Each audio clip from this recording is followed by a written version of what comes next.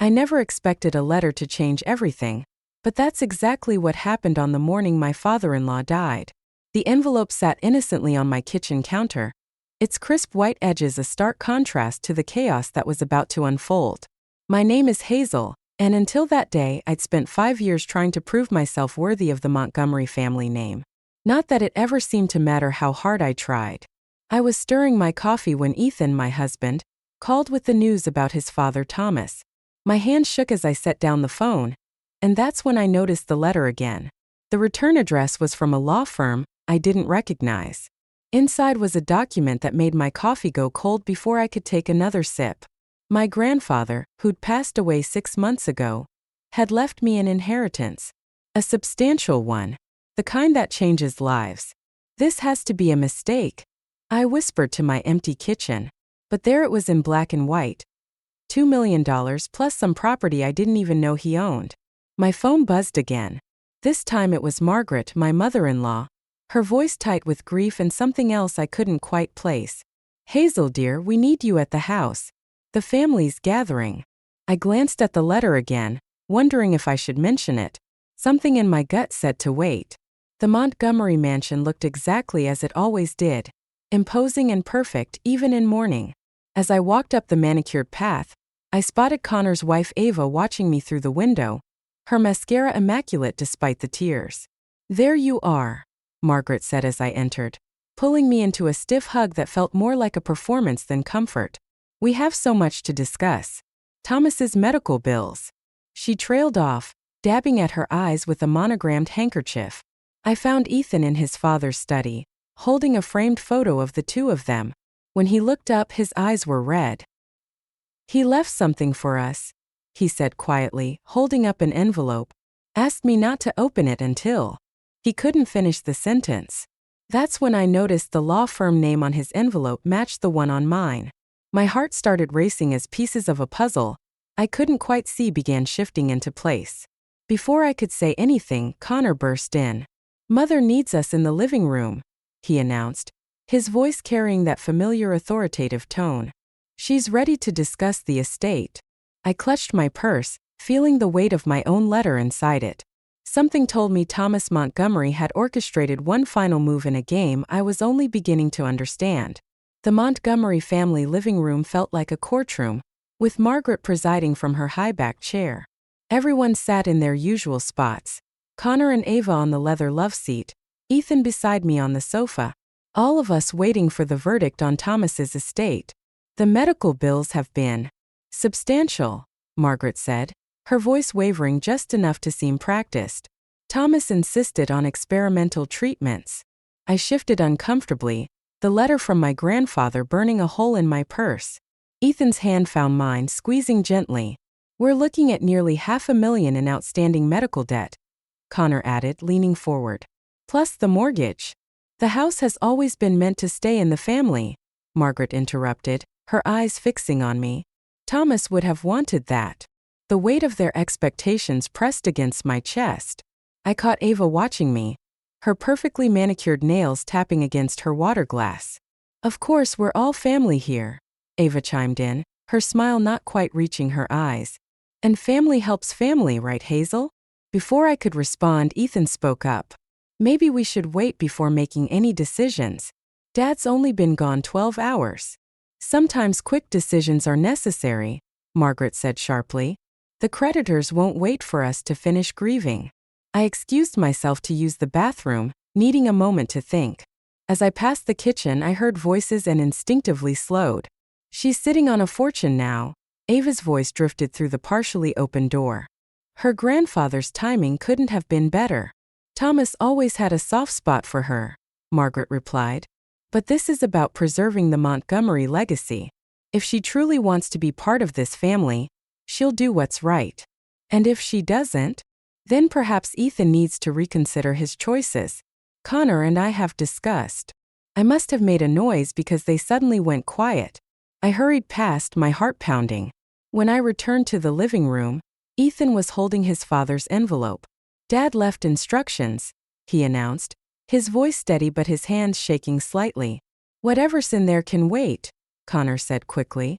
We need to address the immediate concerns. But Ethan was already breaking the seal.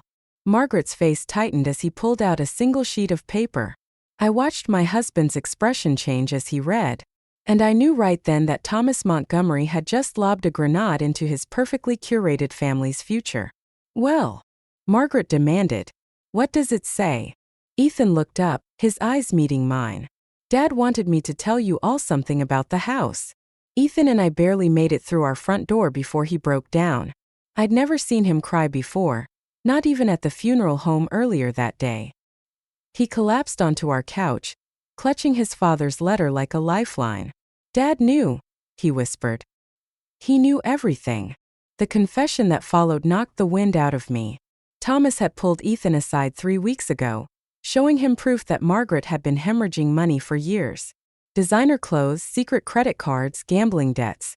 All hidden behind the family's perfect facade. "The experimental treatments were a lie," Ethan said, his voice hollow. "There weren't any. Dad's cancer was terminal from the start. He refused treatment." I sank down beside him, remembering Margaret's performance in the living room.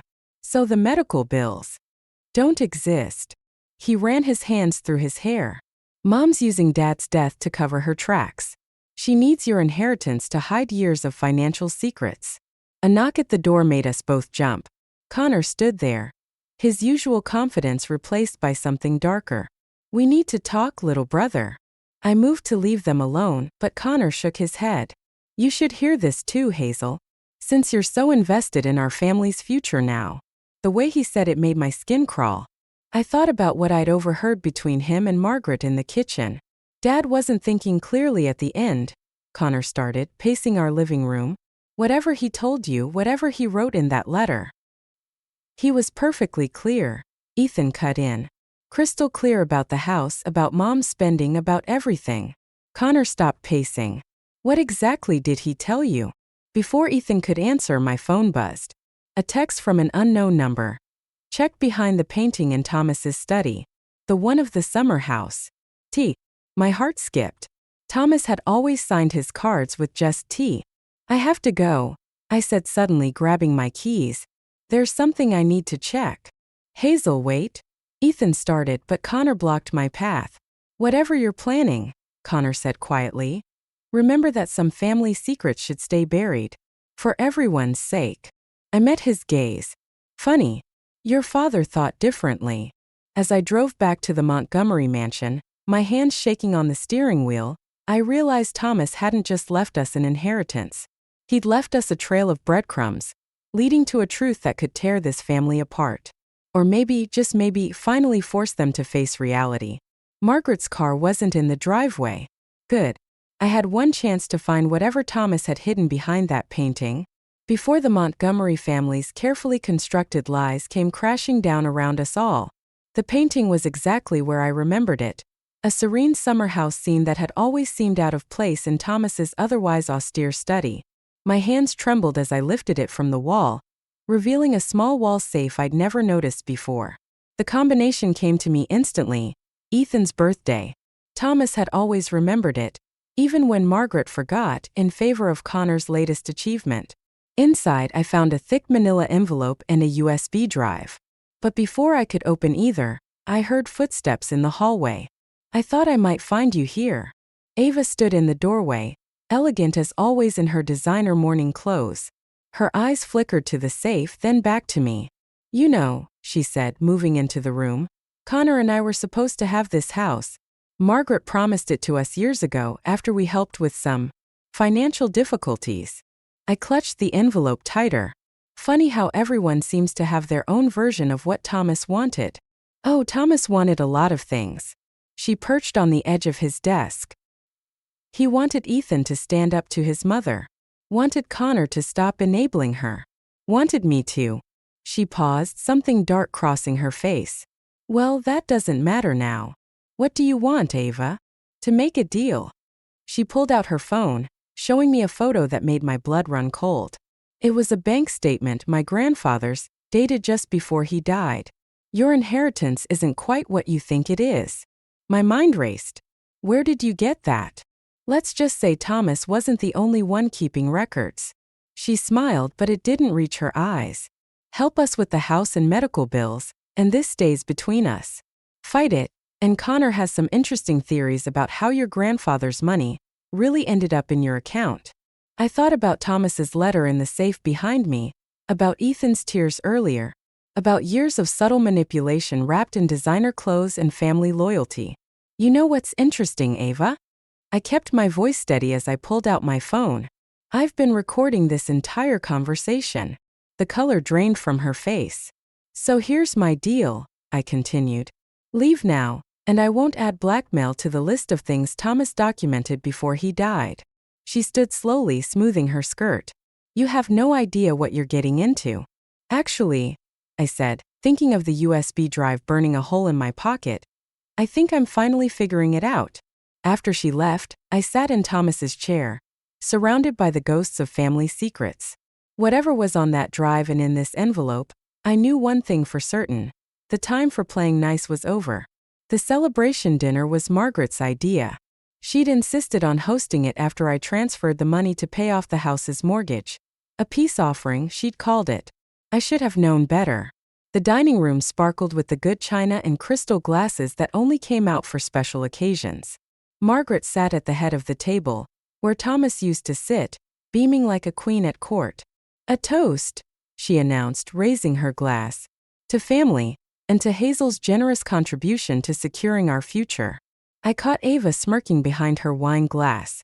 The USB drive from Thomas's safe felt heavy in my pocket, still unviewed. I'd wanted to watch it with Ethan first, but he'd been mysteriously called into work all day. And speaking of the future, Margaret continued, setting down her glass with practiced precision, I have an announcement to make. My stomach dropped. Beside me, Ethan tensed. Connor and Ava have been such pillars of support, especially during Thomas's illness. She paused, her eyes glistening with what I now knew were fake tears. So it seems only fitting that they should have the house. The silence that followed was deafening. What? Ethan's voice was barely a whisper. The papers are already drawn up, Connor added smoothly. Just need signatures. I watched Ethan's hands curl into fists under the table. Dad would never. Your father isn't here, Margaret cut in sharply. And as the sole owner of this property, I've made my decision. That's when I started laughing. I couldn't help it. The sheer audacity of it all, the dinner, the announcement, the lies, it was either laugh or scream. Hazel, Margaret's voice carried a warning edge. Is something amusing? I pulled out my phone and played the recording of my conversation with Ava. The color drained from both her and Connor's faces as their schemes echoed through the fancy dining room. Turn that off, Margaret demanded. Why? I stood up slowly, afraid of what else might come out. Like what's on the USB drive Thomas left behind. Or in the documents from his safe. You broke into his safe? Connor's chair scraped back as he stood. She didn't break in, Ethan said quietly. Dad gave her the combination. Just like he gave me this. He pulled out a folded paper from his jacket. The deed to the house, dated 3 months ago, with our names on it. Margaret's crystal glass shattered in her grip. Red wine spreading across the white tablecloth like blood. You ungrateful little, she started, but Ethan cut her off. No, Mother. For once, you're going to listen. I reached for his hand under the table, feeling it trembling with rage or fear or both. The Montgomery family's carefully constructed facade was about to come crashing down, and we were finally ready to let it fall. The USB drive's contents played on Thomas's study computer, his face filling the screen. He looked tired, but his eyes were clear. If you're watching this, he said, then Margaret has probably already tried to take the house. I gripped Ethan's hand as we watched his father methodically lay out years of financial records, secret accounts, and Margaret's carefully hidden gambling debts. But it was the last revelation that made my blood run cold. The cancer wasn't what killed me, Thomas said quietly. I found out about Margaret's plan to sell the house to cover her debts. The stress. He paused, touching his chest. The heart attack wasn't entirely unexpected. The study door burst open. Connor stood there, face twisted with rage. So this is what you've been doing? Digging through Dad's private files. Private files that he left for us. Ethan shot back, standing. You always were his favorite, Connor spat. Poor perfect Ethan. Never figured out that Dad was manipulating you right until the end. The only manipulation, I said, was your mother using Thomas's death to cover her tracks. Connor's laugh was ugly. You think you know everything now? Tell them, Mother. I hadn't even noticed Margaret in the doorway, her face a mask of cold fury. Your father, she said to Ethan, wasn't the saint you thought he was. That experimental treatment he supposedly refused? It didn't exist because we couldn't afford it. Because he'd been quietly selling off family assets for years, preparing for this little performance. You're lying, Ethan whispered. Am I? She pulled out her phone showing U.S. bank statements. Ask yourself why he really gave you the house. Not to protect you, to punish me. I felt Ethan's resolve wavering beside me. Dad wouldn't. Wouldn't what? Sacrifice his own treatment to set up this elaborate revenge? That's exactly what he did. Margaret's voice cracked. He chose making me look like a villain over staying alive for his family. The weight of her words hung in the air. I looked at Thomas's frozen face on the screen, wondering if we'd ever know the whole truth. Get out, Connor said quietly. Both of you. Before I call the police and report you for breaking and entering. This is our house. I started, but Ethan touched my arm. Let's go, he said, his voice hollow. I need to think. As we drove home in silence, I realized Thomas's final gift might have been a poison pill. In trying to protect us, he'd given Margaret the perfect weapon, doubt. And watching Ethan's face in the darkness, I wondered if some truths were better left buried with the dead. The house deed in my purse felt more like a curse than a victory, and for the first time since this all began, I wasn't sure if we were strong enough to weather what came next. The lawyer's office felt too small for the amount of hatred filling it. Margaret sat across the conference table, flanked by Connor and Ava, while Ethan and I faced them with Thomas's executor between us. These documents, the executor said, spreading papers across the table, show a clear pattern of unauthorized withdrawals from the family trust over the past 5 years. Those withdrawals were authorized, Connor snapped. Dad gave Mom full access. To cover household expenses, I said quietly. Not gambling debts. Margaret's perfectly manicured nails dug into the leather portfolio in front of her. You have no right. Actually, the executor interrupted. She does. He pulled out another document. Thomas Montgomery established a secondary trust, naming Hazel as executor, 3 months before his death.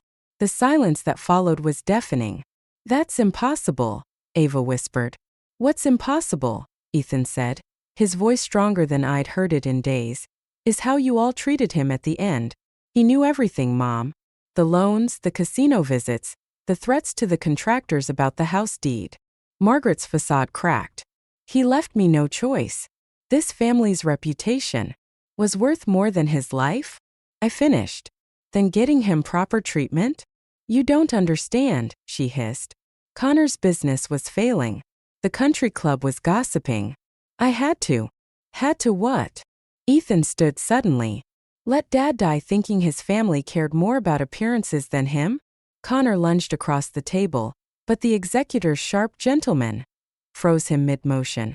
There's one more document, the executor said, sliding a final envelope across the table. Thomas recorded this conversation the day before his heart attack. The color drained from Margaret's face as her own voice filled the room. Just sign the treatment refusal, Thomas. We need that money for Connor's debts. The house can cover everything if we play this right. Ethan's chair crashed backward as he stumbled away from the table. I reached for him, but he was already out the door. You killed him, Connor whispered, staring at his mother. All this time you let me believe. Margaret's perfectly constructed world crumbled in real time. I was protecting you. Both of you. Everything I did was for yourself, I finished, standing. The house stays with us. The trust stays under my control. And you. I looked at the woman who'd made my life hell for 5 years, seeing her clearly for the first time. You get to live with what you've done. As I turned to follow Ethan, Ava called out, What about family loyalty? I paused at the door. That's exactly what this is about. Just not the way you thought. Behind me, I heard Margaret begin to cry, but I didn't look back. Some broken things weren't meant to be fixed. 6 months after the lawyer's office showdown, I found Margaret sitting on our front porch. She looked smaller somehow, her designer clothes replaced by simple slacks and a sweater. "Connor's selling the company," she said as I approached. "Moving to Seattle with Ava. I suppose you're happy about that." I set down my grocery bags. "I never wanted anyone to lose everything, Margaret." "No," she sighed. "That was always my specialty." She pulled out an envelope. "I found this in Thomas's desk. It's addressed to you and Ethan." My hands trembled as I opened it. Inside was a photo of Thomas and Ethan at the summer house, both laughing. On the back, Thomas had written, "Sometimes protecting family means letting them find their own way." "He knew," Margaret said quietly, "about everything. The gambling, the lies. But he kept giving me chances to come clean." She stood, smoothing her pants. "I didn't deserve them. Why are you here?" "To tell you you were right. About Thomas, about family." She looked at the house, our house now. "And to say I'm sorry. Not for what I did, I'm not there yet. But for what I cost everyone." The door opened behind us. Ethan stood there, frozen at the sight of his mother. "I'm moving in with my sister in Vermont," Margaret continued. "It's time I learned who I am without all the pretense." Ethan's voice was rough. "You could stay. Get help here." "No," she shook her head. "Some distances need to be crossed slowly." She touched the photo in my hands. "Take care of each other." That's what he wanted most. We watched her walk away, her shoulders straight but her steps uncertain. That evening, Ethan and I sat in Thomas's study, our study now. The summer house photo sat framed on the desk, alongside my grandfather's last letter and the house deed. "Dad left one more recording," Ethan said suddenly. "I found it this morning." He pressed play and Thomas's voice filled the room. "If you're listening to this, you've weathered the storm. Remember, the house isn't just walls and a roof. It's a foundation for your future. Don't let the past haunt its halls." I looked at Ethan, seeing the weight lifting from his shoulders. "What do you think he'd say about all this?" "I think," Ethan smiled, taking my hand, "he'd say we finally learned what he tried to teach us, that real family is built on truth, not appearances." Through the window, I watched the sunset paint our home in shades of gold. Sometimes the greatest revenge isn't in destroying what hurt you, but in building something stronger from the ruins. Thomas had known that all along. "We should invite Margaret for Christmas," I said quietly. Ethan squeezed my hand. "Yeah, maybe we should."